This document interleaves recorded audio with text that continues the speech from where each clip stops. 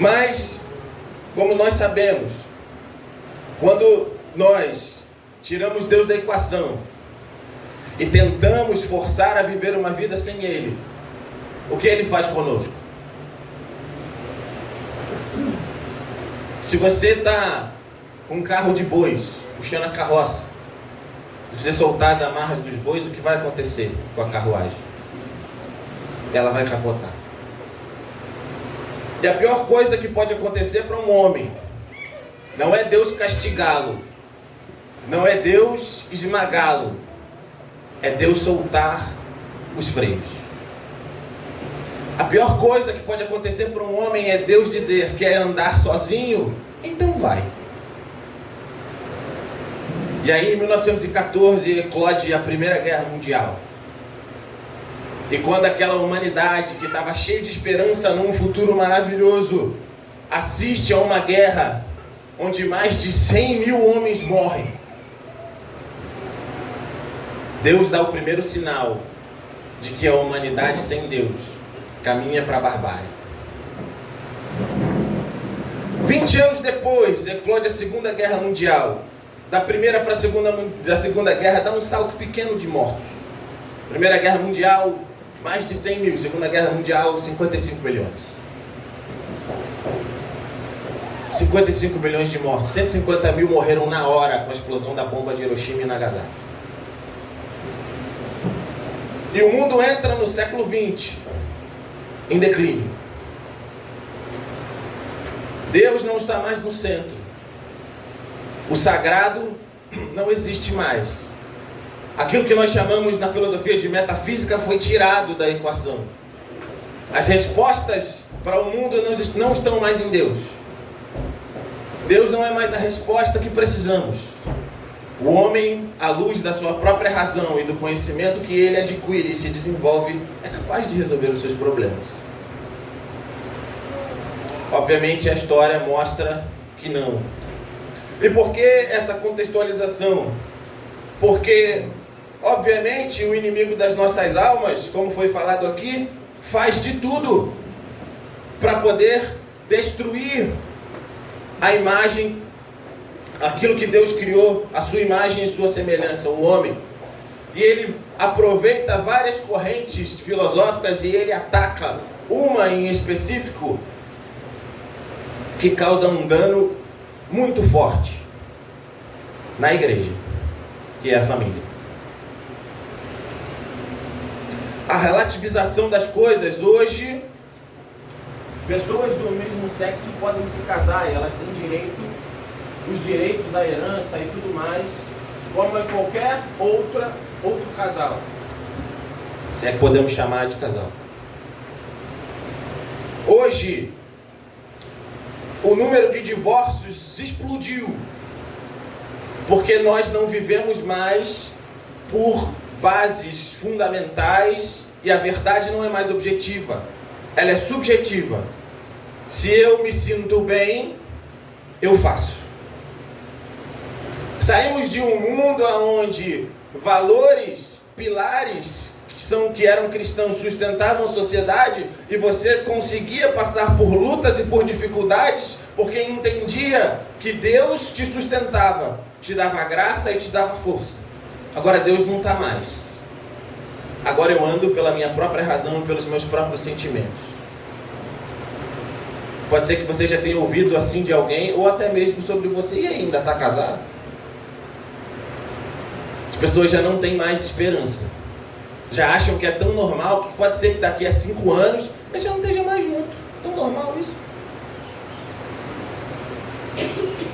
Os valores sendo deturpados. As crianças perdendo a sua inocência cada vez mais cedo.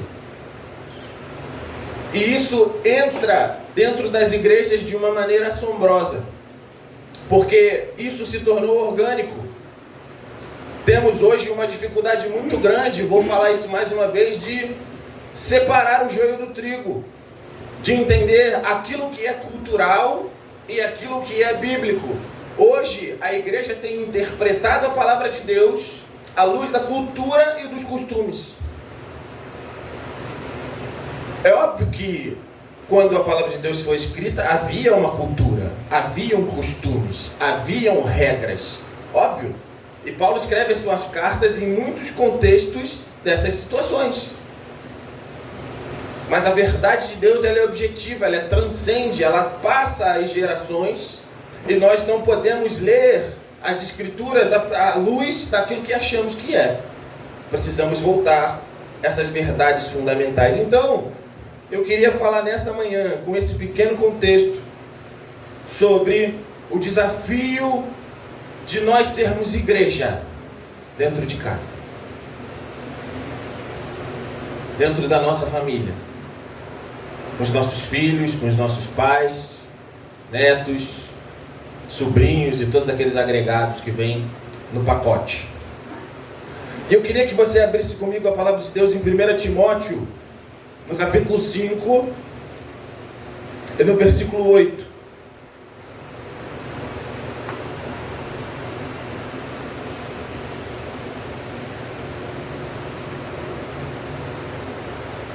Primeira carta de Paulo a Timóteo, capítulo 5, versículo 8.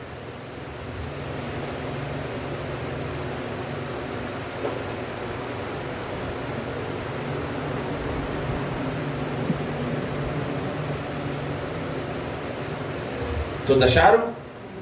Amém. Diz assim: ora, se alguém não tem cuidado dos seus, especialmente dos da própria casa, tem negado a fé, e é pior do que o descrente. Vou repetir. Ora, se alguém não tem cuidado dos seus, e especialmente dos da própria casa, tem negado a fé, e é pior do que o descrente. Amém. Essa é a santa palavra de Deus. Irmãos, Paulo aqui está dando instruções a Timóteo acerca das coisas que ele deveria fazer como pastor de uma igreja, como ordenar os novos líderes, o que era preciso fazer, o que tinha que observar, o que tinha que não fazer, né? E aqui ele está falando sobre o contexto das viúvas. E ele fala mais acima, ele fala assim: honra as viúvas, no versículo 3, verdadeiramente viúvas. Mas se alguma viúva tem filhos ou netos, que estes aprendam primeiro a exercer piedade para com a própria casa, e a recompensar a seus progenitores, pois isso é aceitável diante de Deus. Aquela, porém, que é verdadeiramente viúva e não tem amparo, espera em Deus, e preserva em súplicas e orações noite e dia. Entretanto, a que se entrega aos prazeres, mesmo viva, está morta. Prescreve, pois, estas coisas, para que sejam irrepreensíveis. Então, o apóstolo Paulo está dizendo para Timóteo para ele tomar cuidado com certas questões na igreja, e dizendo que se existe alguma viúva e que ela tem família, ela deve ser assistida pela sua família e não pela própria igreja, né, logo de cara. E Paulo está dizendo que se alguém não cuidar dessa viúva, se alguém não cuidar dos da sua casa, vai estar falhando como cristão. Então, meus irmãos, nessa manhã, nós precisamos pensar, enquanto nós estamos vivendo uma vida difusa, vivendo uma dicotomia, o qual estamos sendo bons na igreja, boas ovelhas, bons trabalhadores, bons pregadores, bons cantores, bons servos, e temos sido maus pais, más mães, maus avós e maus filhos, porque a cultura desse mundo diz que agora você deve viver do jeito que você se sentir à vontade, do jeito que você se sentir bem. A autoridade patriarcal foi derrubada, a autoridade da família foi derrubada. Hoje os filhos não respeitam mais os pais, e os pais querem ser amigos dos seus filhos, não querem mais exercer a sua autoridade porque dá trabalho correr atrás. Estava falando com a irmã Lúcia há 2 dias atrás, das minhas panturrilhas tão duras, estão doendo demais, que o Pedro, ele anda 5 km em 10 metros. né? E eu fico assim, 200 vezes atrás dele. Dá trabalho criar filho. É difícil. E hoje nós estamos vivendo um mundo que não quer ter trabalho com nada. Eu trouxe esse texto para que a gente tomasse um choque de realidade.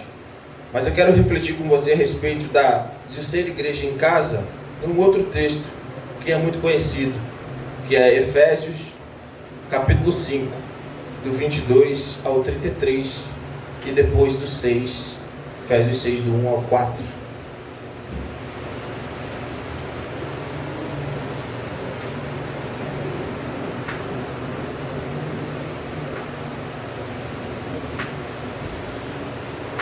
Efésios 5, do 22 a o 33.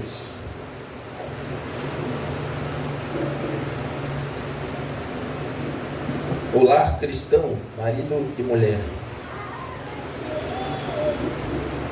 As mulheres sejam submissas ao seu próprio marido como ao Senhor, porque o marido é o cabeça da mulher, como também Cristo é o cabeça da igreja, sendo este mesmo o salvador do corpo.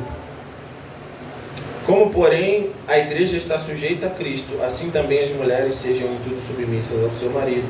Maridos, amai vossas mulheres, como também Cristo amou a igreja, e a si mesmo se entregou por ela, para que a santificasse, tendo-a purificado por meio da lavagem da água pela palavra, para apresentar a si mesmo igreja gloriosa, sem mácula, nem ruga, nem coisa semelhante, porém santa e sem defeito. Assim também os maridos devem amar a sua mulher como ao próprio corpo. Quem ama a esposa ama a si mesmo, porque ninguém jamais odiou a própria carne, antes a alimenta e dela cuida, como também Cristo faz com a igreja, porque somos membros do seu corpo. Eis porque deixará o homem a seu pai e sua mãe e se unirá à sua mulher, se tornarão os dois uma só carne. Grande é este mistério, mas eu me refiro a Cristo e à igreja. Não obstante, vós, cada um de per si também ame a própria esposa como a si mesmo, e a esposa respeite o marido. Irmãos, esse é um texto maravilhoso que, infelizmente, nos dias de hoje tem sido lido à luz da cultura atual. Certa vez eu conversava com a minha irmã, aonde ela falava: isso é um absurdo, o negócio é esse de esposa ser submissa, é por isso que está isso daí, ó, homem batendo em mulher, oprimindo e fazendo e acontecendo, porque pregam essa submissão de que a mulher tem que abaixar a cabeça para tudo, sim, sim, não, não. Aí eu falei para ela assim: olha, eu não vou nem entrar nessa discussão que você está falando, mas eu vou te fazer uma pergunta. Você já reparou e qual é o papel do marido? Falei assim: amai as vossas esposas como Cristo amou a igreja e a si mesmo se deu por ela. Ela regalou um olhão, ela tem um olho maior que o meu. Ela regalou um olhão assim e falou: nossa, eu não tinha parado para prestar atenção nisso. Olha, nós temos distorções, sempre vamos ter distorções, né? Mas a gente precisa ler a palavra de Deus. Eu quero bater muito nesse ponto, irmãos, porque a gente tem sido refém dessa questão, né? E aí ela tomou um susto e falou: nossa, realmente a responsabilidade do homem é muito maior. E aqui, irmãos, não estamos falando porque a responsabilidade do homem é maior, então ele tem mais privilégios, né? O peso sobre ele é maior, então ele tem que ter mais recompensas. Não, não é nada, não tem nada a ver. Foi uma ordenação. Deus ordenou as coisas dessa forma. Por isso que ele falou, porque primeiro veio Adão e depois Eva, veio o homem, depois a mulher. Deus ordenou dessa forma. E nós devemos seguir. Sabe, hoje, dentro de casa e no mundo aí fora, nós estamos vivendo momentos de competição. O mundo tem colocado homem contra mulher, tem colocado branco contra negro, tem colocado magro contra gordo, tem colocado saudável contra doente, e por aí vai. E a gente está trazendo essa competição para dentro de casa. E o primeiro ponto que eu queria falar sobre a vida conjugal, a Cleide falou aqui a palavra inteira ontem, que é relacionamento. Para os casados, eu queria fazer uma pergunta que você responda para você mesmo. Quando foi a última vez? Claro, né? Para quem tem tempo. Eu não tenho tempo de conversar.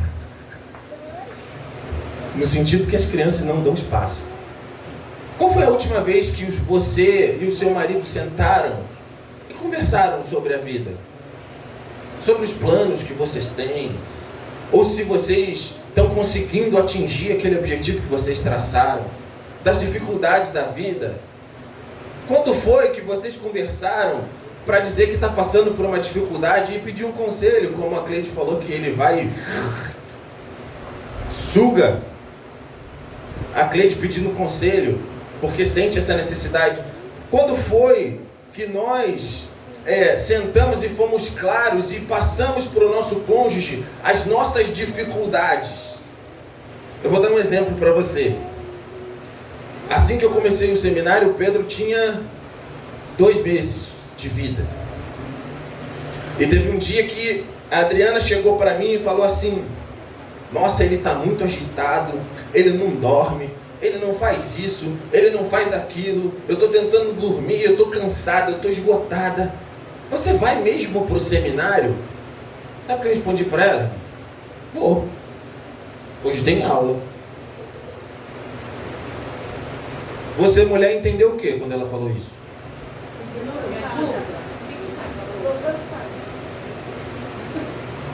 E eu, Rodrigo, entendi o quê? Você vai para o seminário? Vou.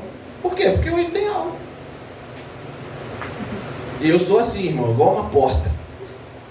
Talvez os mais experientes já tenham aprendido a desenvolver.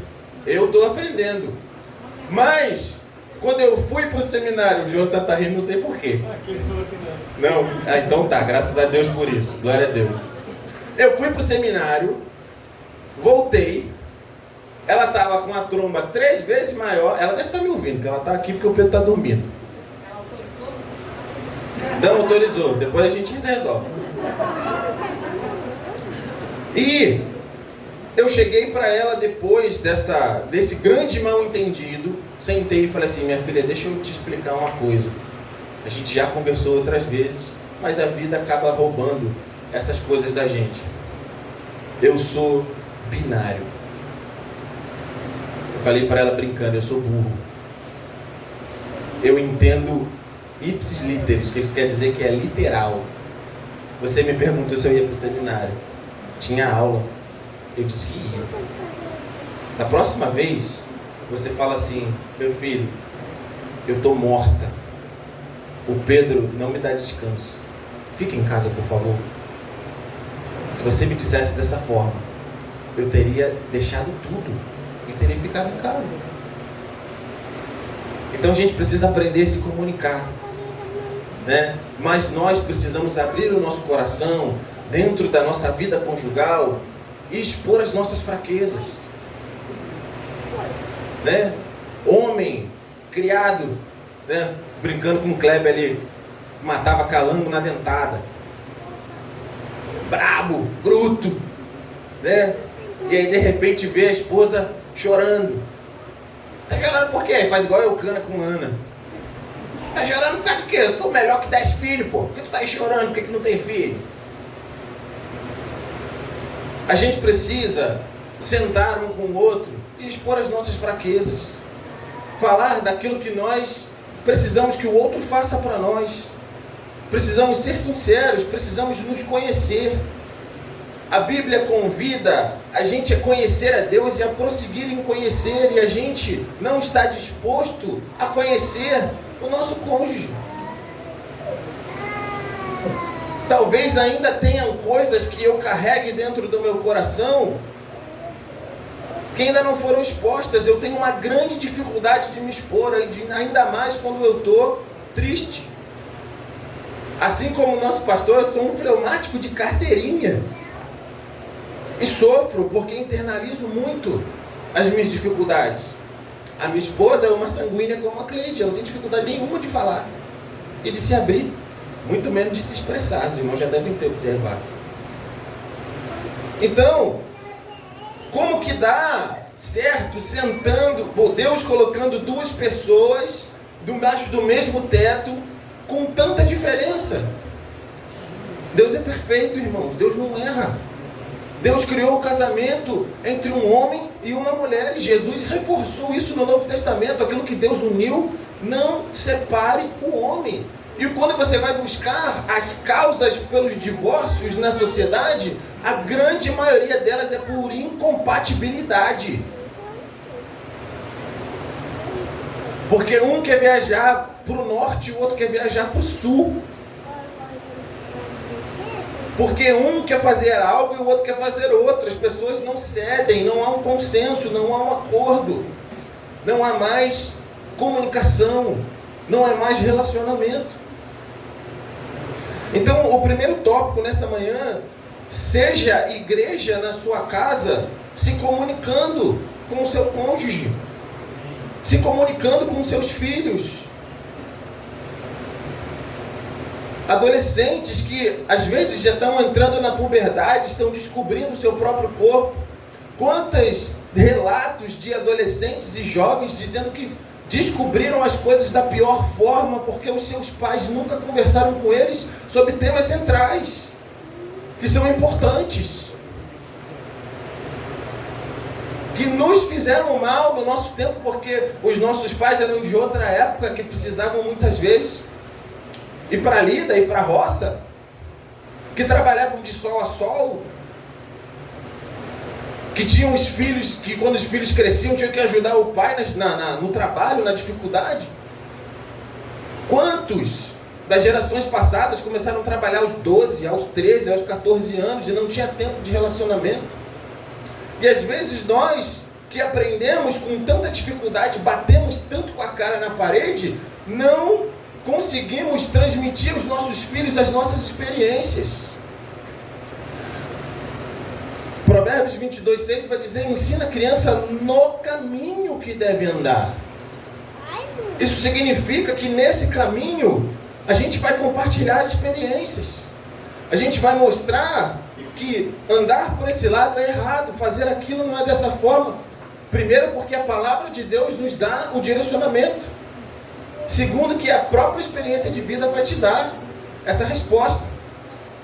Quando Davi chama Salomão, velho, quase morrendo, ele dá as instruções acerca de como o filho deveria consolidar o reino.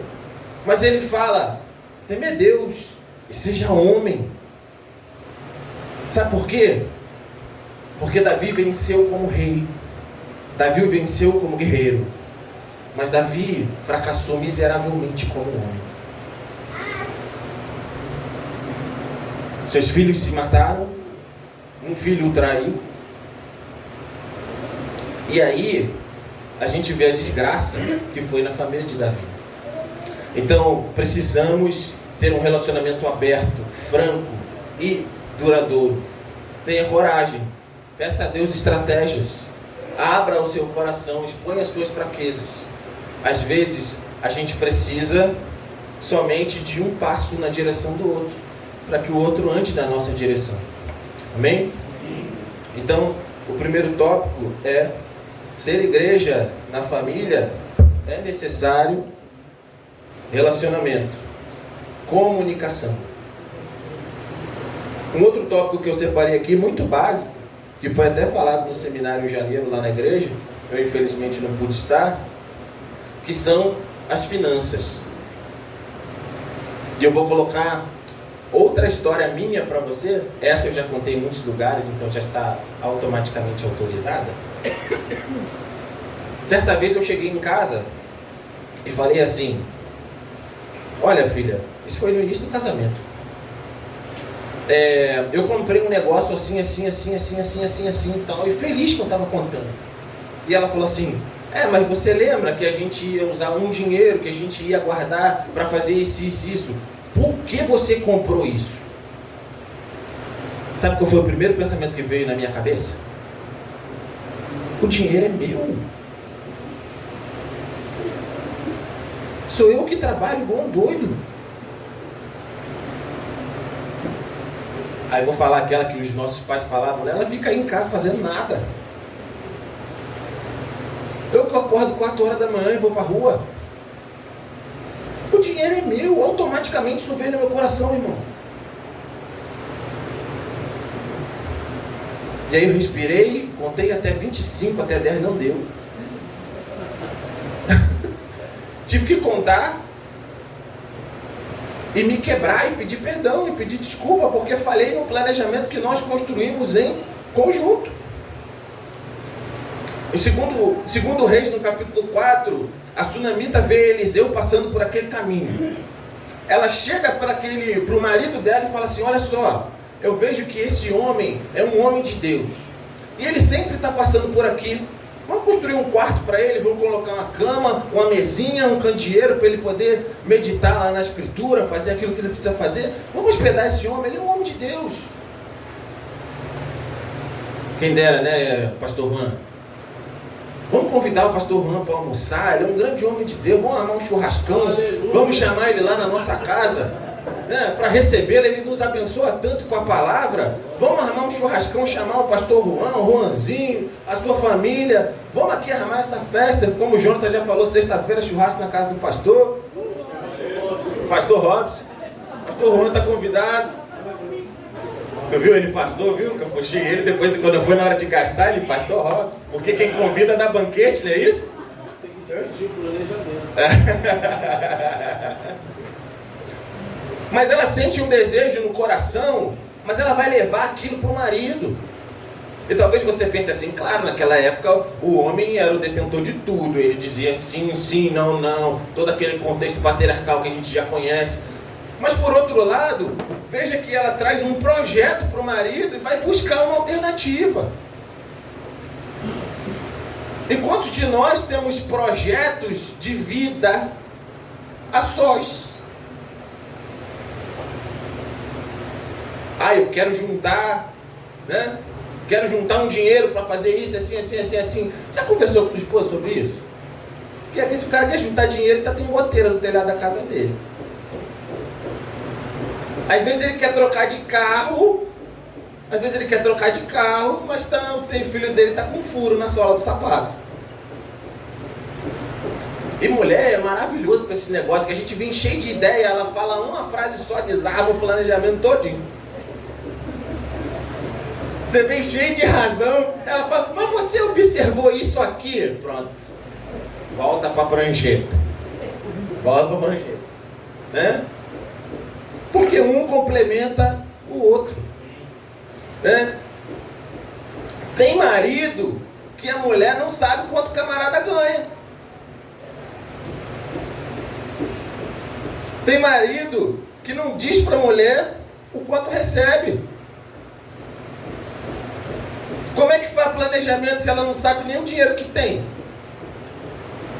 Como que faz programação se não sabe se pode contar ou se não pode contar?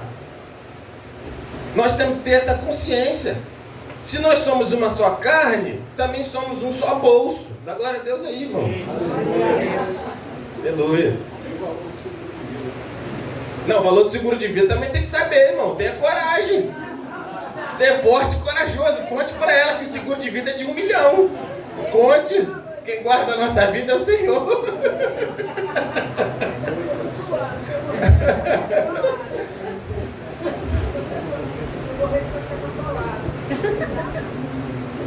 O meu cunhado brinca, né? Que a minha irmã é 5 anos mais velha do que ele. E ele fala assim, o teu seguro de vida é mais caro porque tu é mais velha, né? Então tu toma cuidado aí. Então ele fica brincando. Mas irmãos, já ouviu falar aquela frase? Eu estava falando isso com o Guilherme ontem, cadê ele? Desceu, né? O Guilherme está ali, né? Contando um pouquinho do planejamento de vida dele, da Jéssica, e eu falei assim, né? Primeira coisa que eu perguntei para ele, posso falar, Guilherme? Vou pedir autorização. Pode? Pode. Eu quero fazer isso, quero fazer aquilo. Aí eu virei para ele e falei assim, meu amigo, vou te fazer só uma pergunta. Você está trabalhando? Para casar, não tem de onde tirar? Está trabalhando? Como é que você vai planejar se não pinga? Né? Então, nós precisamos construir, são coisas pequenas, irmãos, que nós precisamos entender que são importantes. Tem uma musiquinha que as crianças escutam lá em casa que a rapaz lá canta, né? Coisas tão pequenas também são importantes, né? como dividir. A gente só quer dividir as contas. O faturamento ninguém quer dividir. Então, nós precisamos ter uma boa comunicação dentro de casa. Falando sobre finanças, o dinheiro é nosso. Ainda que um só trabalhe, o dinheiro é nosso. Nós precisamos administrar juntos. Nós precisamos definir para onde vai o dinheiro, para onde fica o dinheiro, quanto eu vou guardar. Nós precisamos definir juntos. Precisamos ter objetivo de vida juntos. Precisamos pensar juntos. Lembra lá do juramento? Na saúde, na pobreza, na doença, na riqueza. Aí tem gente que só quer ser pobre junto. O cara aí demora, constrói uma vida, fica 30 anos casado, aí fica milionário, aí o cara vai e troca de 60 por dor de 30. A mulher sofreu contigo, carregou o peso contigo, criou os filhos, sofreu para você fazer curso, para você crescer, para você prosperar. Aí o cara fica rico lá, a mulher carregou ele a vida inteira. Por isso que os árabes lá dão uma espatada nos caras ali, que dá vontade, né? Mas vamos em frente. Agora, não vai haver relacionamento e muito menos as finanças em comum se não houver respeito.